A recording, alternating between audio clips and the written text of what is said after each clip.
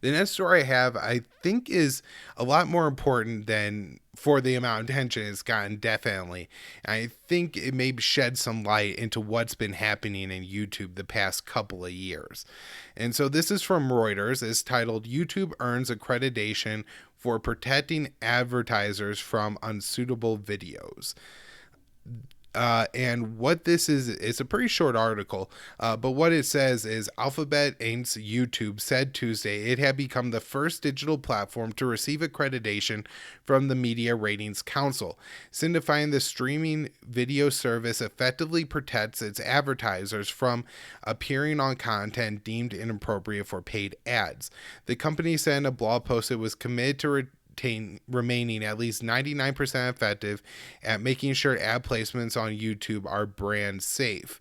And so getting into what the Media Rating Council is and its accreditation makes this kind of interesting, because this is the group that basically has now said that YouTube takes such precautions and censors content and demonetizes any content that's inappropriate. So, all the big brands know that, their ad won't appear on something that's quote unquote inappropriate. Now, what isn't is inappropriate isn't really discussed, and I was having a lot of trouble finding anywhere on the Media Rating Council's website where they lay out anything specific as far as this content is inappropriate and this content is, which is a very important question. What I was able to find out about the Media Ratings Council was, some stuff through their website, which, let me tell you something, is one of the oldest websites that I've encountered in the past year. And there's not a whole lot of information on it, but they do say that a lot of their decisions are based on their members who pay an awful lot of money for their services. And so their members are essentially giant media or other giant companies. So I have the list up here for people looking at the YouTube version. If people are interested, Media Ratings Council, just Google it. You could go to their website and you could see all this. They have named MasterCard, Anheuser-Busch, CBS, MSNBC, BuzzFeed, things that seem like larger kind of corporations, Outdoor Sportsman Group. They have Coca-Cola and Pepsi, Pfizer, Colgate, PBS, Pandora, Snap, Sony, Turner Broadcasting, and I'm not there. There's a list of probably 100 to 200 names here. ESPN, Fox. I'm not going to go through all of them. I just wanted to mention some of the bigger ones so you get an idea of who these, companies are that are apparently pretty critical in setting the standards for what's happening on YouTube.